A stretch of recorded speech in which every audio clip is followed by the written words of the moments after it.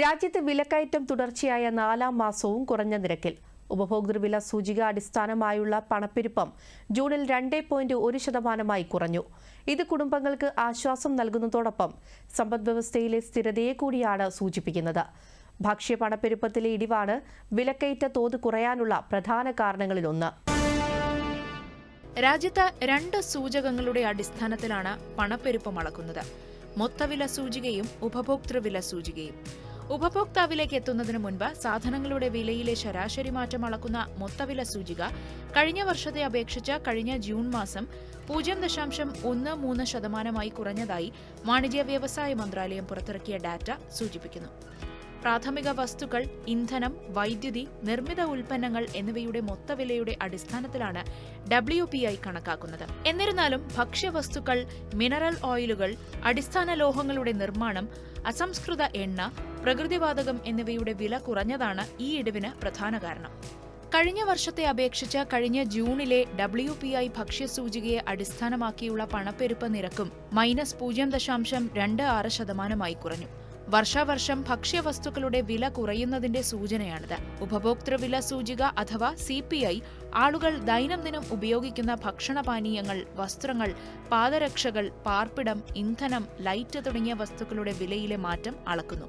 വാണിജ്യ വ്യവസായ മന്ത്രാലയം പുറത്തുവിട്ട ഡാറ്റ പ്രകാരം ജൂണിലെ പണപ്പെരുപ്പം 2.10% കുറഞ്ഞു. ഇത് 2019 ജനുവരിക്ക് ശേഷമുള്ള ഏറ്റവും താഴ്ന്ന നിരക്കാണ്. 2%-നും 6%-നും ഇടയിൽ ടോളറൻസ് ലെവലിൽ 4% എന്ന ലക്ഷ്യപരിധിയാണ് RBIക്കുള്ളത്. പണപ്പെരുപ്പം നിയന്ത്രണത്തിലാണെന്നും സ്വീകാര്യമായ നയപരിധിക്കുള്ളിലാണെന്നുമാണ് ഡാറ്റ വ്യക്തമാക്കുന്നത്. ഭക്ഷ്യപണപ്പെരുപ്പത്തിലെ കുറവാണ് കുത്തനെയുള്ള ഇടിവിന് കാരണമായി കണക്കാക്കപ്പെടുന്നത്. 2024 ജൂണിനെ അപേക്ഷിച്ച് കഴിഞ്ഞ ജൂണിൽ വാർഷികാടിസ്ഥാനത്തിൽ ഭക്ഷ്യപണപ്പെരുപ്പം -1.06%. പച്ചക്കറികൾ, പയർവർഗ്ഗങ്ങൾ, മാംസം, മത്സ്യം, ധാന്യങ്ങൾ, ഉൽപ്പന്നങ്ങൾ, പഞ്ചസാര, മധുരപലഹാരങ്ങൾ, പാൽ, ഉൽപ്പന്നങ്ങൾ, സുഗന്ധവ്യഞ്ജനങ്ങൾ എന്നിവയുടെ വിലയിടിവ് കുടുംബങ്ങൾക്ക് ആശ്വാസം നൽകുന്നു. നബാർഡ് അടുത്തിടെ പുറത്തിറക്കിയ rural economic conditions and sentiments survey പ്രകാരം കഴിഞ്ഞ വർഷം ഗ്രാമീണ കുടുംബങ്ങളിൽ 76.6% പേർ ഉപഭോഗത്തിൽ വർധനവ് രേഖപ്പെടുത്തിയതായി കണ്ടെത്തി. സർവേയിൽ പങ്കെടുത്ത 39.6% പേരുടെ വരുമാനത്തിൽ വർധനവ് രേഖപ്പെടുത്തിയിട്ടുണ്ട്. വാണിജ്യ വ്യവസായ മന്ത്രാലയത്തിന്റെ റിപ്പോർട്ട് പ്രകാരം ഗ്രാമീണ പണപ്പെരുപ്പം 2025 ജൂണിൽ 1.72% കുറഞ്ഞു. കഴിഞ്ഞ വർഷത്തെ അപേക്ഷിച്ച് 394 ബേസിസ് പോയിന്റിന്റെ കുറവാണിത്. ഗ്രാമീണ ഉപഭോഗത്തിലും ഗ്രാമീണ വരുമാനത്തിലും ഉണ്ടായ വർധനവ് ആരോഗ്യകരവും സുസ്ഥിരവുമായ സാമ്പത്തിക അന്തരീക്ഷത്തിലേക്ക് നയിക്കുന്ന ശക്തമായ വിതരണ നയങ്ങളെയും തൊഴിൽ സൃഷ്ടിക്കൽ നയങ്ങളെയും സൂചിപ്പിക്കുന്നു. പ്രധാന കാർഷിക വിളകളുടെ ഉൽപാദനത്തിലെ പുരോഗതിയും വില കുറയുന്നതിന് കാരണമാകുന്നു. ഇതിനു പുറമെ ഓപ്പൺ മാർക്കറ്റ് സെയിൽ സ്കീം വില നിയന്ത്രിച്ചും വിതരണം നിയന്ത്രിച്ചും തുറന്ന വിപണിയിൽ സംഭരിക്കുന്ന ധാന്യങ്ങളുടെ തന്ത്രപരമായ വിൽപ്പനയെ പ്രോത്സാഹിപ്പിച്ചു.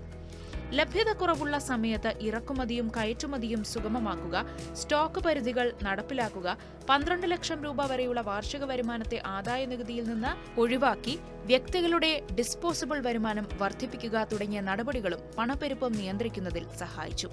സെൻട്രൽ ബാങ്കിന്റെ ഒരു ധനനയ സംരംഭമായ റിപ്പോ നിരക്കും പണപ്പെരുപ്പത്തെ ബാധിക്കുന്നു. വാണിജ്യ ബാങ്കുകൾ സെൻട്രൽ ബാങ്കിൽ നിന്ന് പണം കടം വാങ്ങുന്ന നിരക്കാണിത്. റിപ്പോ നിരക്കിലെ വർധനവ് വായ്പകളുടെ ചെലവ് വർദ്ധിപ്പിക്കുന്നു. ഇത് കടം വാങ്ങൽ കുറയുന്നതിനും ചെലവ് കുറയുന്നതിനും ഡിമാൻഡ് കുറയുന്നതിനും പണപ്പെരുപ്പം കുറയുന്നതിനും കാരണമാകുന്നു. നേരത്തെ പണപ്പെരുപ്പം നിയന്ത്രിക്കുന്നതിന് RBI റിപ്പോ നിരക്ക് 4%-ൽ നിന്ന് 6.5% ഉയർത്തുകയും 2025 ജനുവരി വരെ അത് നിലനിർത്തുകയും ചെയ്തു. വളർച്ച പ്രോത്സാഹിപ്പിക്കുന്നതിനും പണപ്പെരുപ്പ നിയന്ത്രണം സന്തുലിതമാക്കുന്നതിനുമായി RBI ഇപ്പോൾ റിപ്പോ നിരക്ക് 5.5% കുറച്ചിട്ടുണ്ട്. മൊത്തവില സൂചികയിലും ഉപഭോക്തൃ വില സൂചികയിലും ഉണ്ടായ കുറവ് രാജ്യത്തെ മൊത്തവില, ചില്ലറ വിൽപ്പന മേഖലകളിൽ പണപ്പെരുപ്പം കുറയുന്നതിന്റെ സൂചനയാണ്. ഇത് വിതരണ ശൃംഖലയിലെ ചെലവ് സമ്മർദ്ദം കുറയ്ക്കുന്നതിനും ഉപഭോക്താക്കൾക്ക് സാധനങ്ങളും സേവനങ്ങളും കുറഞ്ഞ വിലയ്ക്ക് ലഭിക്കാനും കാരണമാകുന്നു.